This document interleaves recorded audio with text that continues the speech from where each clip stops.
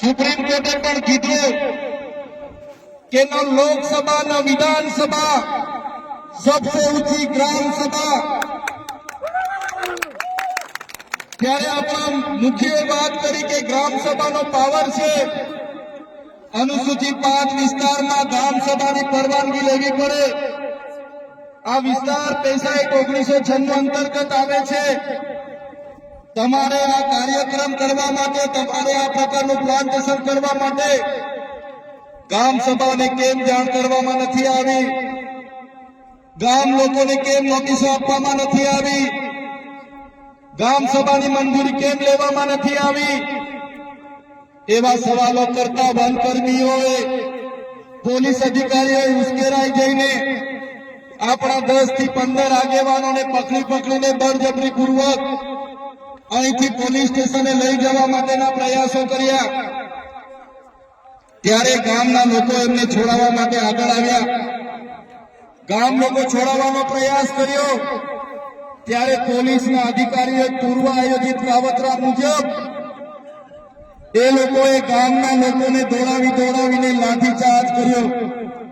હમણાં જ ગામના મુખીએ, ગામના સરપંચે, એમને ગામના પોલીસ પટેલે મને કીધું કે લગભગ 32 થી 35 લોકો ગંભીર રીતે ઘવાયેલા છે, એમને ઈજાઓ પહોંચી છે અને એ લોકો પોલીસના ડરના કારણે સરકારી દવાખાનાઓમાં નથી ગયા, પણ ઔષધિઓની દવા કરે છે, દેશી દવા કરે છે અને આજે પણ એ લોકોની સ્થિતિ ખૂબ જ ગંભીર છે।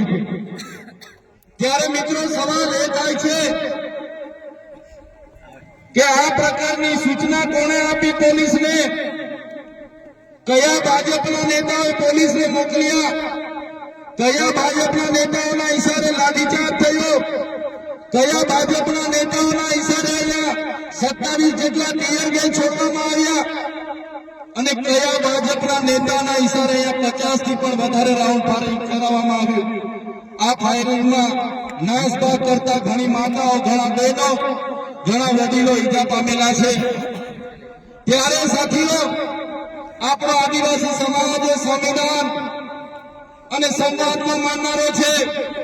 આપણા લોકોએ સંવિધાનની વાત કરી, સમાજની વાત કરી અને વન અધિકારીઓ અને પોલીસ અધિકારીઓએ એમનો સત્તાનો ઉપયોગ કર્યો। ભાજપના નેતાઓના ઈશારે આપણા લોકોને ડરાવવાનો, ધમકાવવાનો ઉપયોગ કર્યો, આપણા લોકો પર લાઠીચાર્જ કર્યો। ત્યારે આ ભાજપની સરકારને, એમના એસપીને, એમના ડીવાયએસપીને, એમના ડીસીએફને આ ચૈતર વસાવા કહેવા માંગે છે, અમે આદિવાસી લોકો સંવિધાનમાં માનનારા છે, અમે આદિવાસી લોકો સમાજમાં માનનારા છે, અમારા આદિવાસી લોકોને તમે છંછેર છો, અમે સંવિધાનને હવે સમાજ સાઈડ પર મૂકીશું, એ દિવસે અહીંયા હાર પારની લડાઈ થવાની છે।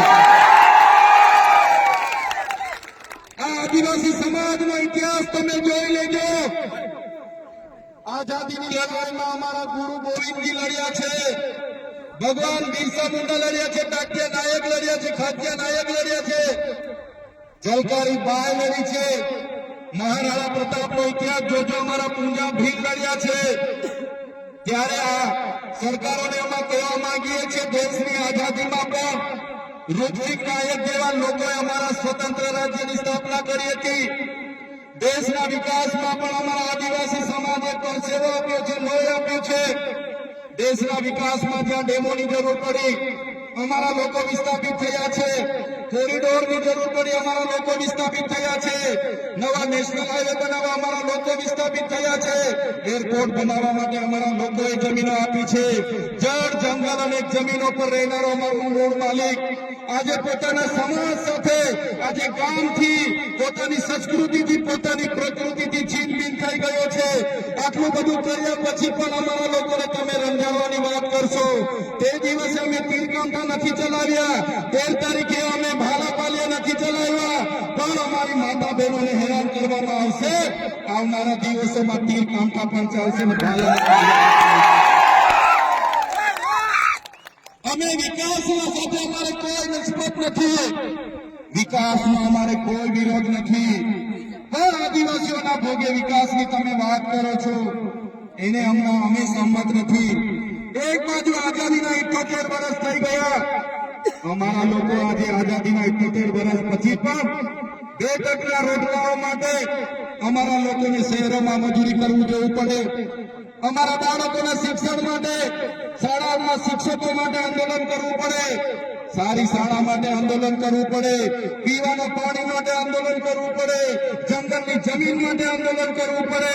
અમારી ખેતીના પાકના ભાવ માટે આંદોલન કરવું પડે. અમારા યુવાનો સાથે જે અત્યાચાર થાય એના માટે આંદોલન કરવું પડે. મારી બે દીકરીઓ માટે આંદોલન કરવું પડે.